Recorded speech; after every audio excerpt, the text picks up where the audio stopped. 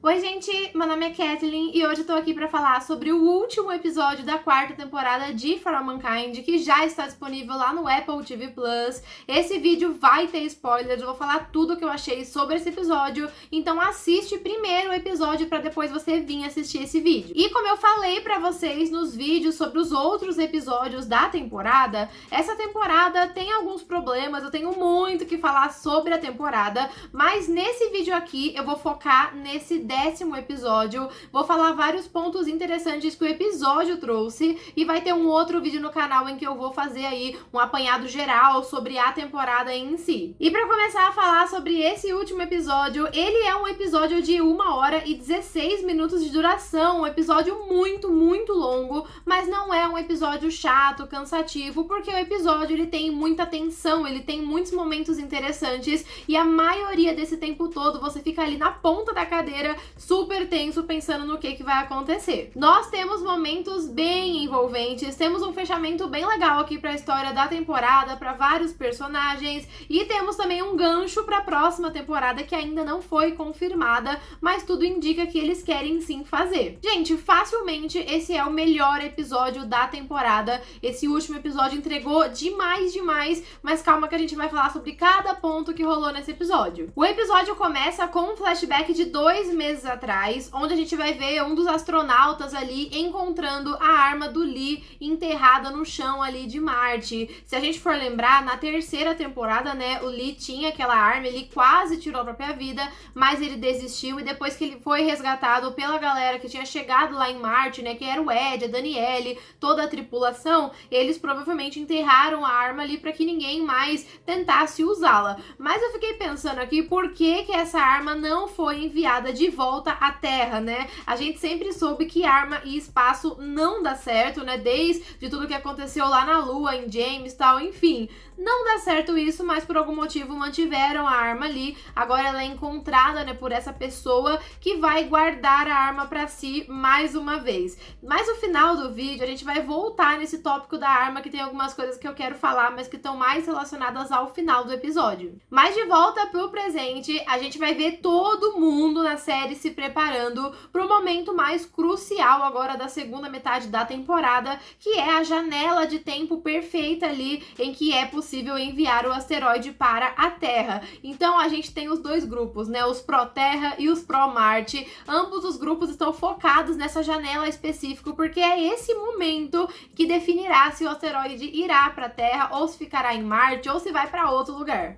Mas as coisas vão se complicar aqui no interrogatório do Miles. A gente sabia ali que o Miles estava sendo torturado ali pelos agentes da CIA e da KGB. E eu acho interessante ressaltar, né, sobre esse ponto aqui do Miles, é como que a Danielle se comportou em meio a tudo isso. A Danielle, ela perdeu um pouco de espaço nessa segunda metade da temporada, né? Não foi uma personagem ali que movimentou muito a história, mas eu achei interessante ressaltar o quanto ela é contra a violência, né? E obviamente contra a tortura também, mas ela se posiciona de uma forma muito favorável a tudo isso nessa situação do Miles, né? Quando o agente chega pra ela e fala, olha, ele não tá falando, mas a gente vai chegar lá, a gente vai forçar mais um pouquinho. Ela, é isso, façam tudo o que for necessário, né? Tipo, continuem. E eu fiquei pensando, o que ela achou que eles estavam fazendo ali, né? É claro que ele não disse abertamente os métodos que ele utilizaria pra fazer o Miles falar, mas era meio óbvio, né? Eu não acho que ela tenha tido a ingenuidade de pensar que ele ia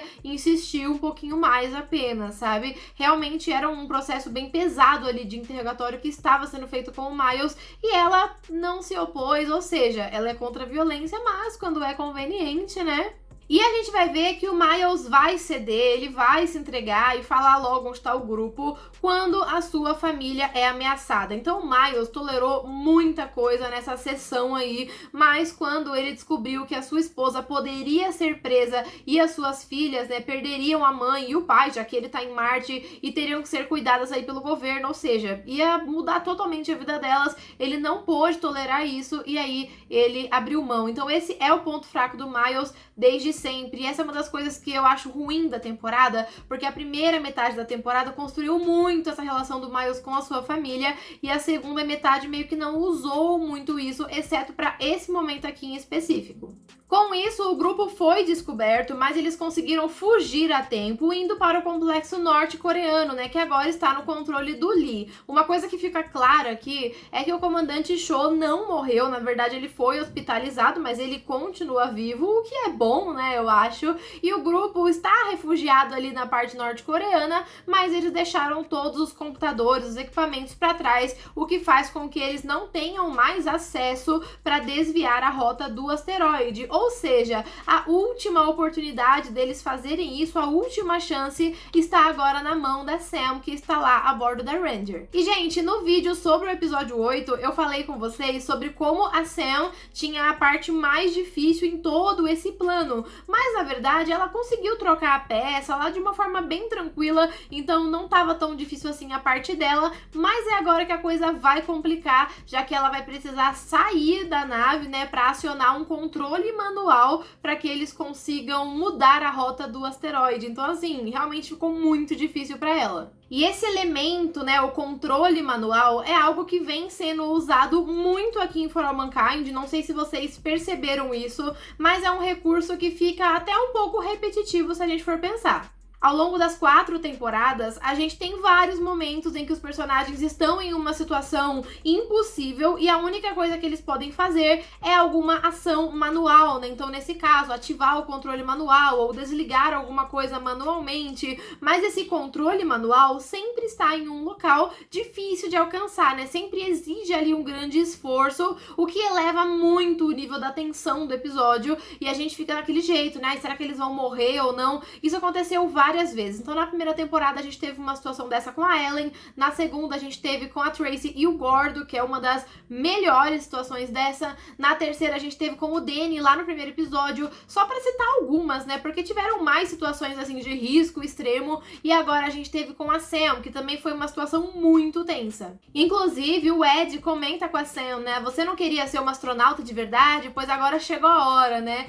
E a gente sabe que o Ed sempre se gabou de ser melhor do que os outros ali em Marte, porque ele era do grupo inicial, que arriscava a própria vida, enfim, né, que fazia de tudo ali pelo seu país e pela ciência em si, né, pelo desenvolvimento da ciência, pela exploração espacial, enfim, ele nunca viu problema em arriscar a própria vida. Isso é uma crítica que o Ed vem fazendo desde o primeiro episódio dessa temporada, onde ele fala que os trabalhadores da Helios só estão ali pelo dinheiro e que eles são menos merecedores porque eles não são astronautas de verdade, ou seja, eles não estão ali preparados para arriscar suas vidas. Eles só querem saber de dinheiro, de comodidade, de fazer o seu pé de meia. Então o Ed sempre fez essa reclamação. E esse comentário que ele faz com a Sam não só referencia direto, né, esse posicionamento dele que ele traz de uma forma bem clara desde o começo da temporada, mas eu achei interessante porque faz meio que uma menção à própria série, né? Porque desde a primeira temporada a gente acompanha esses astronautas de verdade que estão sempre arriscando suas vidas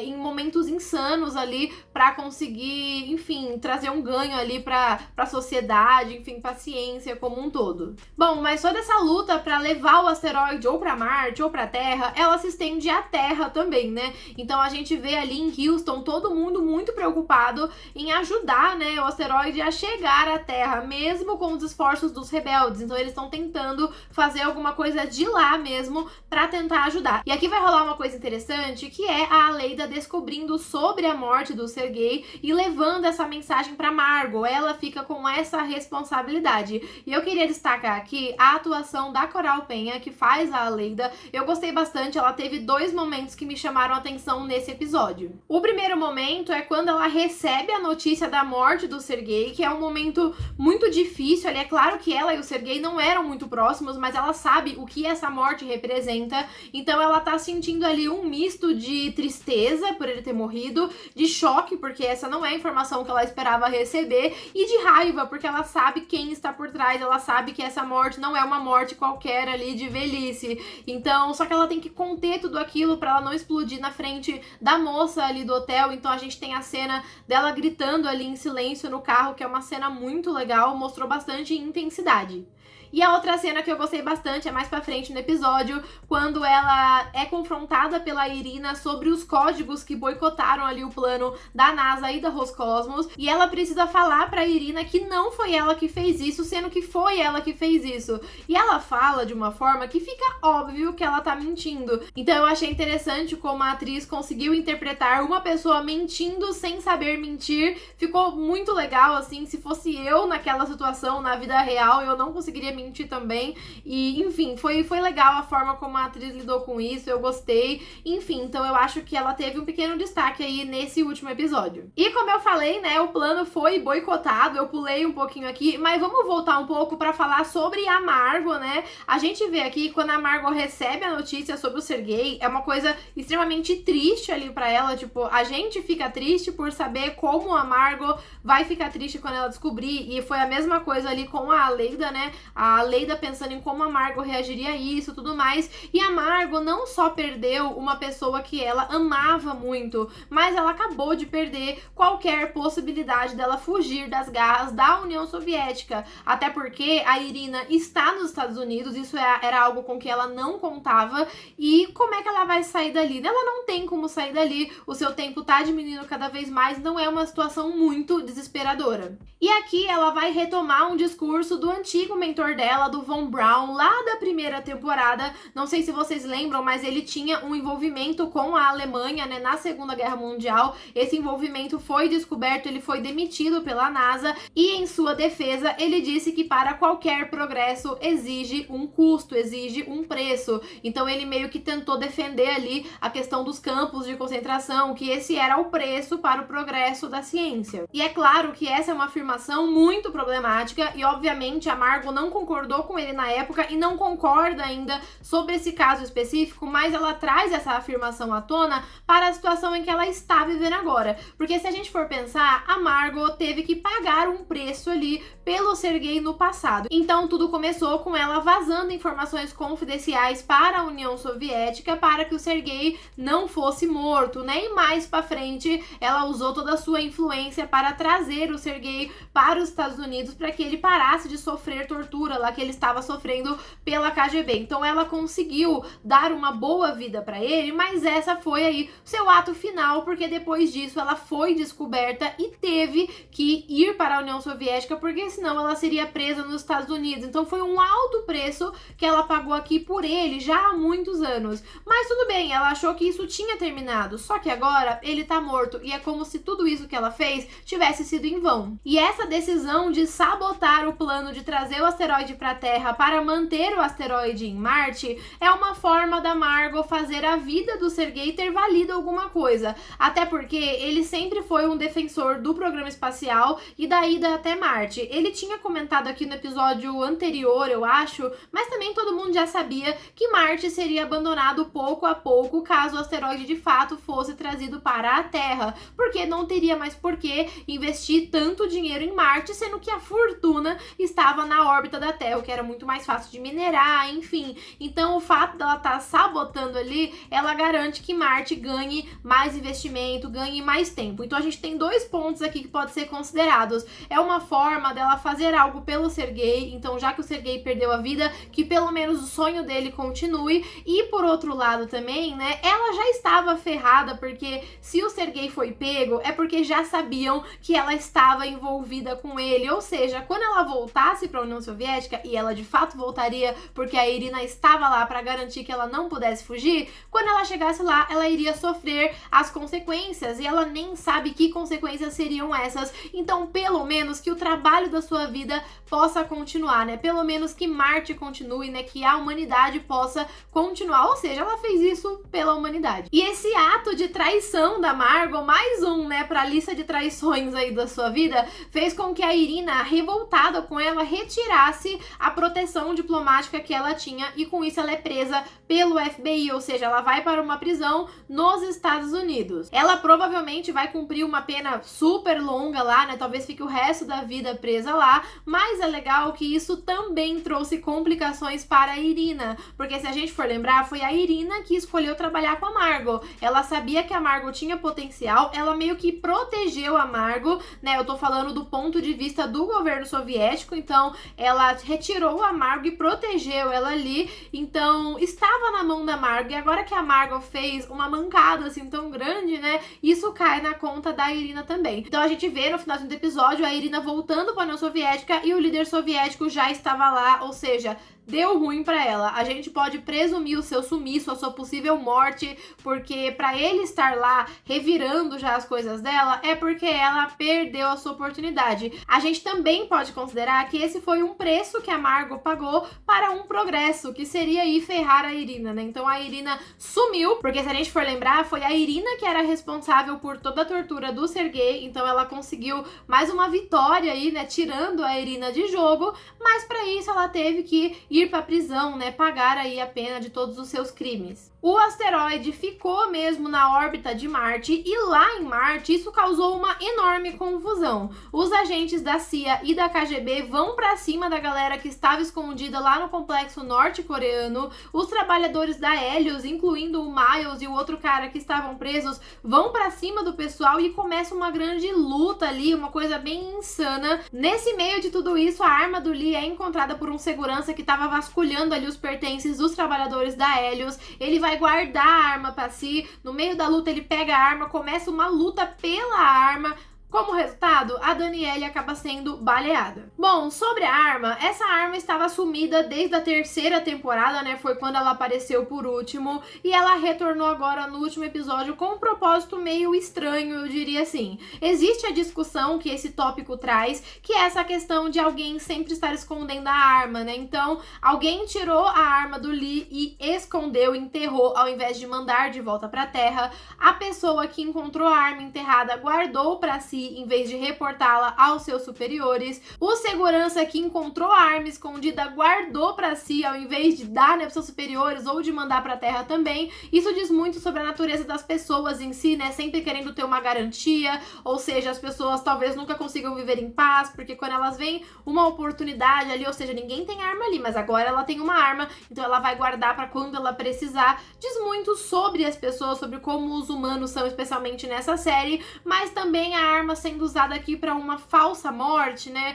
Já que a Danielle foi atingida, quase morre, mas não morre. Eu achei que foi só para criar mais tensão ali no final, né? Só para deixar a gente com aquele medinho, porque a gente já sabe que a série tem esse costume de matar alguns personagens no final, então a gente pensou que era a vez da Danielle já, mas não. Inclusive, se a Danielle tivesse morrido por essa bala, teria sido muito irônico e muito simbólico, porque na arma estava escrito proteja o líder a qualquer preço, e logo o líder morreria. Então seria mais um ponto a ser discutido aqui, mas não, gente, a temporada conseguiu se concretizar sem matar nenhum personagem pro final, então ninguém de extrema importância morreu aqui, e isso não fez o episódio ser ruim. Então é interessante. Eu acho que o ponto que a série tá, se ela saísse matando vários personagens, seria um problema, porque a gente tem uma questão nessa temporada, que é essa questão de já ter perdido muitos personagens, e eu não sei quem volta pra 5ª, então é melhor não matar ninguém, porque aí se eles quiserem trazer de volta,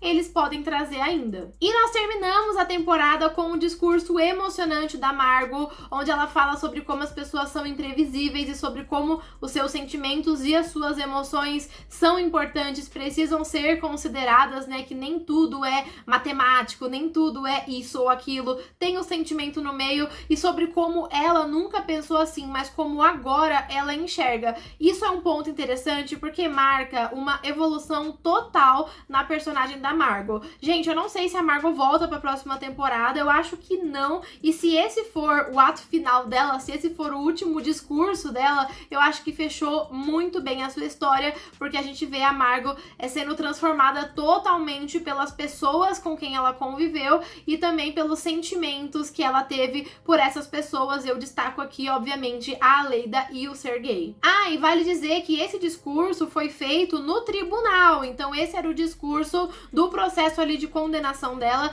É óbvio que a gente não viu, né, como que aconteceu, que tipo de condenação ela levou, mas conhecendo For All Mankind, a gente deve descobrir tudo isso naquele comecinho de primeiro episódio da próxima temporada, em que a gente vê várias manchetes, né, atualizando a gente de tudo que aconteceu nos anos que se passaram. Então, se tiver uma nova temporada, a gente provavelmente vai descobrir tudo isso lá. E o discurso dela é acompanhado de várias cenas que vão dando alguns contextos finais pra gente fechar a temporada, como, por exemplo, a esposa do Lee finalmente chegando em Marte. Gente, eu fiquei muito feliz, porque eu tinha esperança ainda de que isso fosse acontecer. Foi super rápido, não tem nenhuma fala ali, mas eu tô feliz que aconteceu. E um ponto interessante é que não chegou só a esposa do Lee. Na verdade, chegaram várias pessoas, possivelmente outras pessoas refugiadas da Coreia do Norte, que agora vão ter que viver em Marte. Isso é bem importante, gente, porque até o momento só vinham para Marte pessoas, né, trabalhadores com alguma função essencial para Marte. Então, todo mundo que subia eram as pessoas que tinham algo para acrescentar, tinham algo para fazer ali, né, para mineração, enfim, para os serviços essenciais. A primeira pessoa, basicamente, que foi para lá sem ter nada para somar é o próprio Alex, né, a criança que foi lá e não tinha nada para ele fazer. Mas agora chegaram várias pessoas e isso pode marcar o começo oficial da colonização de Marte, né, porque até então eram trabalhadores ali minerando os recursos, tudo mais. Agora não, agora pode ter famílias, podem ter pessoas só vivendo ali e alguns trabalhadores, né? Então, quem sabe na próxima temporada a gente veja uma Marte muito mais colonizada. Outra coisa que aconteceu é que vazou a informação para a imprensa de que a NASA autorizou a tortura no Miles. Então, gente, isso vai colocar a NASA e o governo dos Estados Unidos em uma situação muito delicada, porque agora eles têm que lidar com essas acusações e ali no jornal, né, saiu os detalhes sobre como que foi toda a sessão ali de violência com o Miles. Então, eu tô curiosa para ver o que isso vai mudar nos Estados Unidos e na NASA em si. E no final do episódio também a gente viu o Dev sozinho ali na borda de uma cratera que parecia muito a cratera em que a Kelly estava trabalhando alguns episódios atrás, né?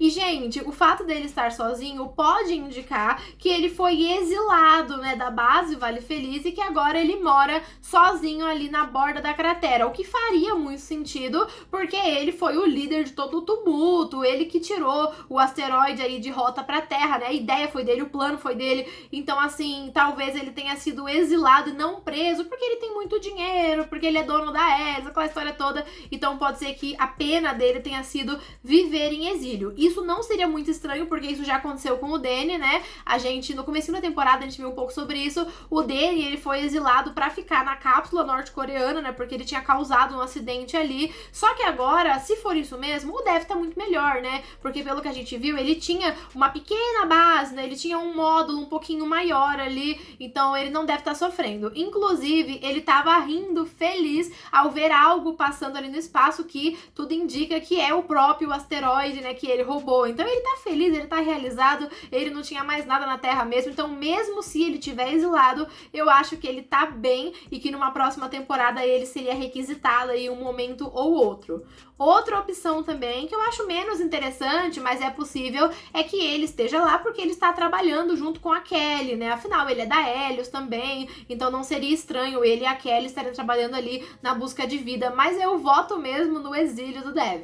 E para finalizar, a gente tem a passagem temporal famosa de todo final de temporada, né? Entre temporadas sempre passam vários anos e agora nós estamos em 2012 e a gente vai ver aqui o asteroide Cachinhos Dourados, né? Ele tá ali preso na órbita de Marte e nele nós temos toda uma estação de mineração construída. Então tem muitas luzes, tem muitas pessoas morando ali e fazendo o processo de mineração, que deve demorar muitos anos, né? A previsão é que ficariam cerca de 30, 35, até 40 anos minerando esse asteroide, né? Então, assim, em 2012, a gente vê que a galera já fez bastante, a estrutura tá muito grande, né? O que obriga os governos a terem sua base em Marte para mandarem as pessoas para o asteroide. Inclusive, essa base, nessa estação, é chamada de Estação Kuznetsov, que é o nome do Grigor, né? O sobrenome dele, que é aquele astronauta que foi o primeiro homem a pisar em um asteroide e também foi aquele aquele que morreu terrivelmente no primeiro episódio da temporada. É claro que não foi só ele que morreu, né? Morreu o outro trabalhador lá, mas ninguém fala dele. Enfim, né? Isso a gente sabia que não ia mudar nada, mas a estação que fica no asteroide foi nomeada aí com seu sobrenome. E, gente, como eu disse, esse foi um episódio incrivelmente bom. Foi muito bom mesmo.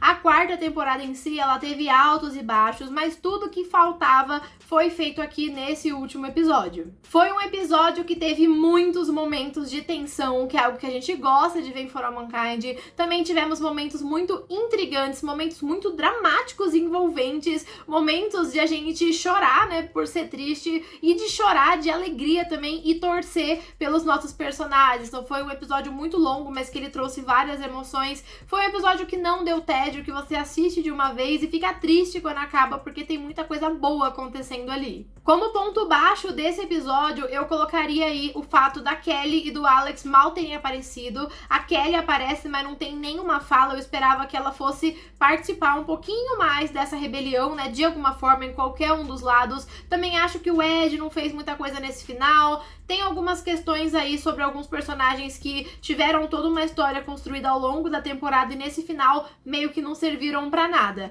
E também tem a questão dos personagens que não tiveram o seu final concluído, né? Mas assim, conhecendo For All Mankind, é o que eu disse, né? No resuminho do começo da próxima temporada, a gente deve entender tudo o que aconteceu. Então, por exemplo, a Sam, a gente não sabe se a Sam morreu ou se ela está viva. A galera rebelde, a gente não sabe se eles foram presos ou se eles foram exilados, ou se eles estão ali de boa, o que aconteceu, né? A gente só viu o Dev, o resto a gente não viu ninguém. Então eu fico me perguntando aí como que terminou essas histórias, até amargo mesmo que aconteceu com ela, a Irina, se bem que a Irina eu acho que não vai aparecer mais, mas a Aleida teve alguma consequência, né? Então eu tenho essa questão, assim, mas eu não acho que ela faça com que o episódio seja ruim. Como eu falei, o episódio foi muito bom. E como eu disse, gente, esse vídeo era pra falar só sobre o último episódio. Então eu reforço aqui que a quarta temporada, ela tem sim alguns problemas. Eu tenho muito que falar sobre a quarta temporada e os problemas dela, partes boas, partes ruins, mas eu vou fazer em um vídeo à parte, como eu já costumo fazer aqui no canal.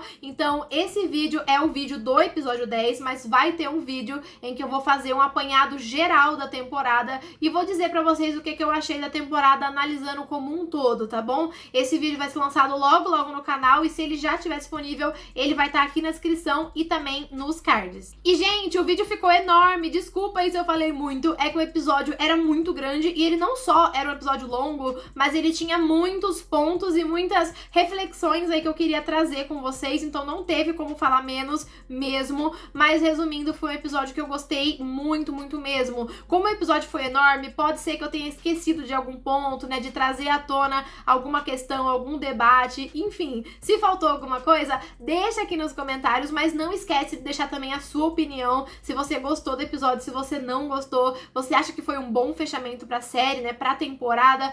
E, gente, vamos pensar, né, se a série não for renovada, será que esse foi um bom fechamento pra série em si, né? A gente sabe que eles querem renovar, sem novidades ainda, mas é bom pensar como é que terminou, né? Eu acho que foi um final até que fechadinho, né? Por mais que a gente tenha alguns personagens aí que não tiveram seu rumo muito definido, mas eu acho que foi um final legal. Caso dê tudo errado, dá pra terminar a série assim, mas é claro que eu tô torcendo pra que tenha uma quinta temporada, quem sabe uma sexta, uma sétima, já que os produtores, os criadores estão pensando em bastante coisa assim. Bom, mas esse foi o vídeo de hoje, gente. Vou parar por aqui, porque se eu continuar vai ter muito o que falar, mas eu quero avisar vocês que vai ter uma live aqui no canal pra falar sobre o final de For All Mankind e a gente vai aproveitar e falar também sobre o final de Monarch, já que as duas séries da Apple terminaram no mesmo dia, e eu vou deixar o link da live também na descrição e também nos cards pra vocês irem lá, ativarem o sininho e virem conversar comigo. E se a live já tiver passado, você pode assistir gravado também. Mas é isso, gente, eu espero que vocês tenham gostado do vídeo. Se você gostou, deixa o seu like, envia esse vídeo pra quem também assistiu For All Mankind e se inscreve aqui, porque vai ter mais um vídeo sobre a análise da temporada, vai ter vídeo sobre a quinta temporada, vai ter muita coisa antes de For All Mankind, então já fica inscrito, porque quando sair a próxima temporada, vai ter muito mais coisas e você não pode ficar de fora. Muito obrigada se você assistiu até aqui e espero você no próximo vídeo. Até a próxima e tchau!